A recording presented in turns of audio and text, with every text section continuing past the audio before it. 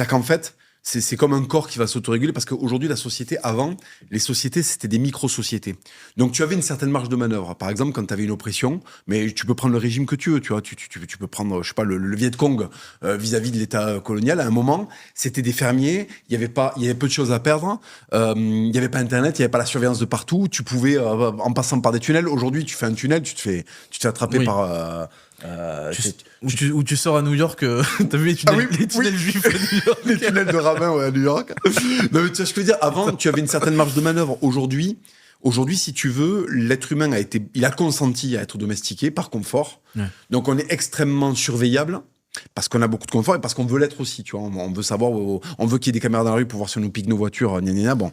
Et donc, aujourd'hui, tu ne peux plus faire comme ça. C'est pour ça qu'on a un espèce de truc qui est concomitant, c'est qu'on a beaucoup de confort par rapport à nos ancêtres, tu vois. Tout au long de l'histoire, on arrive vraiment dans une époque de confort absolu.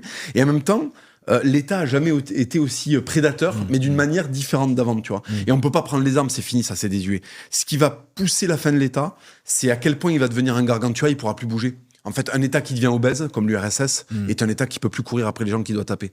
Donc au bout d'un moment, il meurt. Bah là, en fait, on avait déjà discuté la dernière fois, mais je vois pas comment ils vont peuvent